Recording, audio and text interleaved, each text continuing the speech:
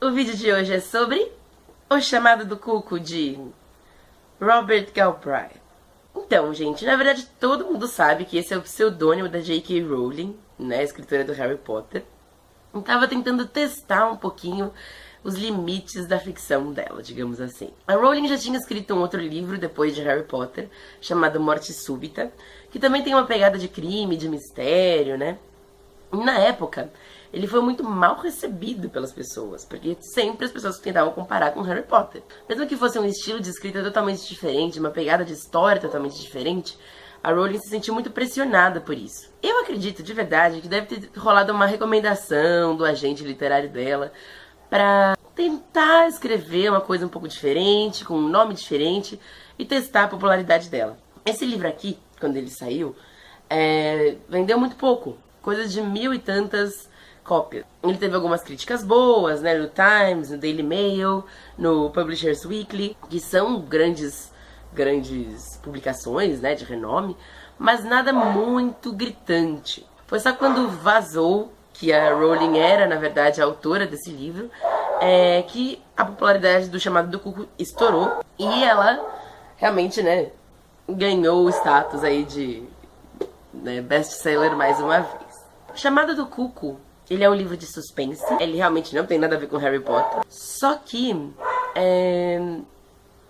assim, gente, eu não sei se vocês já leram esse livro. Eu nunca tinha lido nada da Rowling pós Harry Potter. Eu não quis ler o Morte Súbita, nem tenho ele em casa. Porque eu não queria realmente passar por isso de tentar comparar o estilo dela, tentar ver coisas de Harry Potter ali. Então eu achei sensato ler agora, né, muitos anos depois de ter lido Harry Potter, pra ver o que eu acho. E eu pude perceber aqui algumas coisas que são da Rowling mesmo, que acho que quem conhece o trabalho dela a fundo vai identificar, mas que também são muito sutis. E eu acho muito interessante a gente não comparar, mas encontrar coisas em comum, né? Encontrar elos da mesma escritora e ver o que ela fez de diferente. Bom, então vamos lá.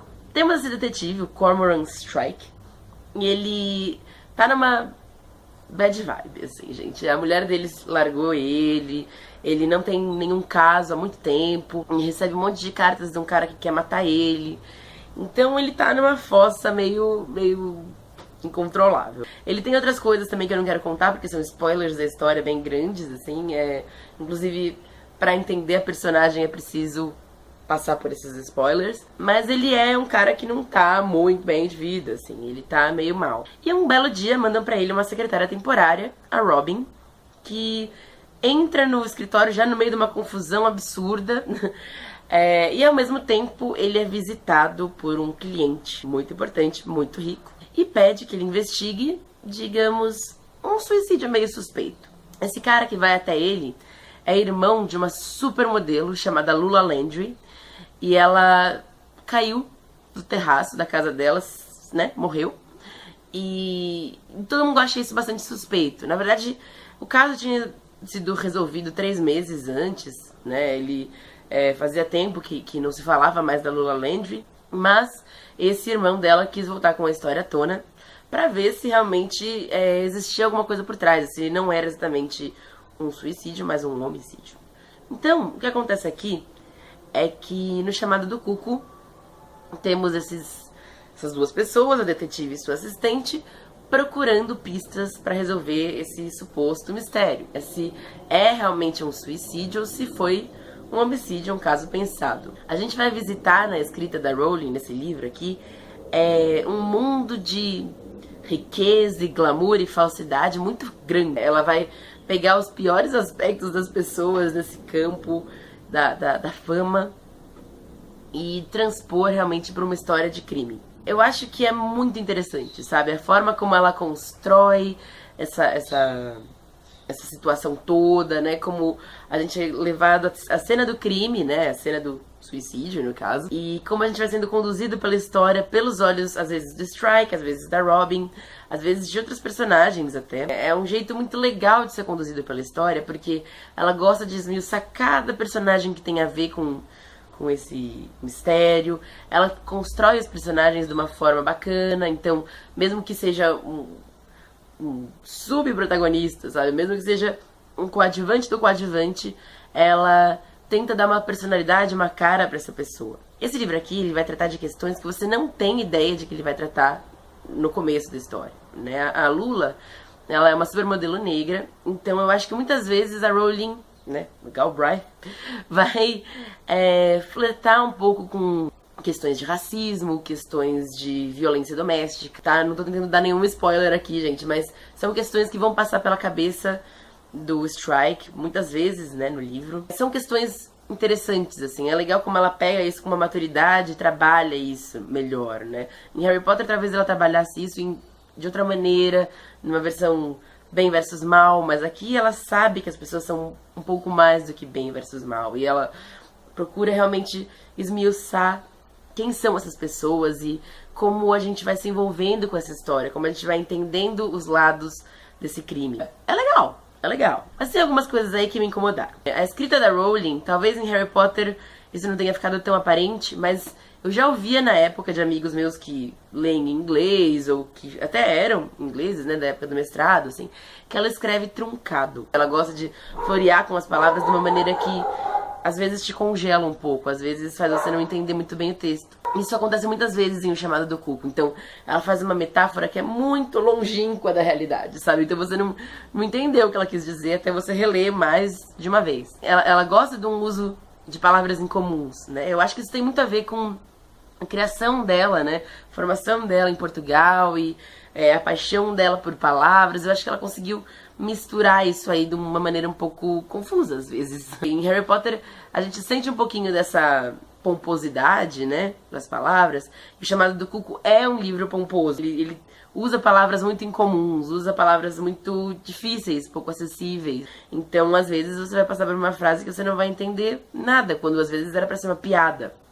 Ela também gosta muito de criação de personagem, a Rowling, então ela vai provavelmente transformar cada uma dessas personagens no pior que elas podem ser. Cada personagem envolvida nessa história, ela tem milhões de defeitos muito visíveis, sabe? Então, já de começo de conversa, você se sente um pouco, assim, receoso em confiar nessas personagens, porque todas elas têm um lado muito ruim, muito aparente. Em algumas delas a gente pode até confiar um pouquinho mais, ou tentar dar um braço a torcer, mas, em geral, a maior mensagem aí é: não confie, não goste de ninguém, não se apegue, porque qualquer um pode ser o culpado desse crime. Outra coisa que me incomoda um pouco, especialmente em livros de suspense, de mistério mesmo, é a impossibilidade do leitor de descobrir o final. Muitas vezes, né, até em Agatha Christie, que é uma escritora excelente, né, o autor, ele truca, sabe, ele engana a gente pra que a gente não consiga descobrir tão cedo quem foi o personagem, né, assassino, ou culpado, ou seja lá o que for. Ela esconde da gente coisas que o Strike viu, ou que os dois conversaram, ou que o Strike pensou. É um truque dela, realmente, de não permitir que o leitor faça essas ligações antes do tempo. Às vezes me parece um pouquinho desonesto. Eu gosto quando tá tudo lá, sabe? Um exemplo clássico disso é o caso dos 10 Negrinhos. Tá tudo lá. Se você prestar um pouquinho mais de atenção, você descobre. É muito legal como ela é honesta com as informações o tempo todo. Esse livro aqui não é honesto com as informações. Ele tem uma parte especialmente que me irrita muito, assim, porque os dois estão conversando sobre algo, né, a Robin e o Strike estão conversando sobre algo que os dois viram na cena do crime, que não é mostrado no livro em nenhum momento. Então, você realmente fica perdido, porque você não estava lá pra ver. E eu não gosto disso. Eu gosto que o escritor saiba surpreender o leitor dando todas as informações que ele tem. E a Rowling não faz isso. Ela engana a gente. Não gosto disso. Ai, ai, ai. Mas, bom, em geral, é um livro divertido, sabe? É muito legal pra quem gosta da Inglaterra, assim, pra quem gosta de Londres, pra quem já foi pra Londres. É um livro de amor em relação a Londres. Ela realmente fala endereços, fala lugares, ela fala muito de pontos turísticos marcantes. Então você se sente transportado pra essa história, pra esse ambiente, é super legal. Mas assim, não é um livro que me fez me apaixonar, sabe? Se esse tivesse sido o primeiro livro que eu li da J.K. Rowling, talvez eu nem tivesse lido Harry Potter. Claro que são coisas bem diferentes, né, gente? Mas Eu não sei, o estilo de escrita dela, né, a dificuldade, o truncamento desse estilo de escrita tá muito evidente aqui.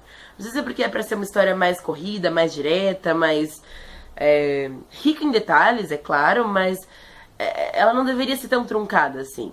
Eu parei muito tempo de ler esse livro porque eu tinha preguiça do estilo dela. Não parece natural, não parece fluente. Sabe? Isso me irrita um pouquinho. A gente vai ver aqui também alguns clássicos da Rowling. Não sei se é coisa da minha cabeça, eu acho que talvez seja. Mas eu vi duas coisas aí que ela fala muito em entrevistas, fala muito em documentários e eu encontrei aqui. O primeiro delas é o desprezo pela imprensa. Então esse livro aqui vai ser uma grande ode de ódio à imprensa. Especialmente a imprensa de celebridades, né, que é muito exploradora. Já era uma crítica que existia em Harry Potter, né, pela forma da adorável Rita Skeeter, mas isso ficou muito acentuado na Rowling quando ela começou a fazer sucesso com Harry Potter. Ela se sentia mal com a imprensa, ela se sentia invadida pela imprensa muitas vezes. Ela sempre foi uma pessoa muito privada, ela sempre gostou de se manter quieta, sabe? E os paparazzi sempre perseguindo e sempre perguntando. Isso é uma coisa que incomoda a Rowling até hoje, eu imagino. Ainda mais agora, né, escrevendo outros livros que não são Harry Potter. Apesar de que agora ela tá realmente escrevendo coisas de Harry Potter, né? Mas enfim. Então, realmente tem essa pitada de ódio à imprensa aí. A gente vai ver aqui muito. E outra coisa que eu gosto muito na Rowling é que o primeiro livro pelo qual ela se apaixonou, ela sempre diz isso, eu acho que era alguma coisa tipo Coelhinho Fofinho ou Coelhinho de Veludo, né? Que é um livro em que a autora, se eu não me engano, a autora ou o autor? Acho que é o autor, não me lembro. Mas ele descreve muito bem a comida que as pessoas estão comendo, né? Os personagens têm que comer alguma hora. E ela faz isso aqui sempre, sabe? Ela adora falar do que as pessoas estão comendo, qual o sabor, o que eles estão fazendo enquanto eles estão comendo. É uma paixão dela. Ela sempre fez isso em Harry Potter, né? Com a descrição do salão, né? Da comida que as pessoas comiam, da fartura, né? Então aqui a gente também vê, mas não é exatamente uma fartura. Descreve um lanche do McDonald's como se fosse a coisa mais incrível do mundo. Bom, então acho que é isso. Não sei se esse vídeo foi muito útil, assim. É a primeira vez que eu leio algo da Rowling, né, fora aí do trabalho do Harry Potter dela. Em geral, foi um livro legalzinho. Nada, né, muito apaixonante, nem um pouquinho próximo de Agatha Christie e coisas assim. Mas é legal, sabe? Peguem emprestado de alguém, se vocês tiverem curiosidade. O final é legal. O final me lembrou um pouco Morte Súbita, né, que eu fiz um vídeo aqui pra vocês, eu vou deixar lá embaixo. É tudo que eu vou falar sobre isso, porque já é um pouco de spoiler. Mas espero que vocês tenham curtido e até mais.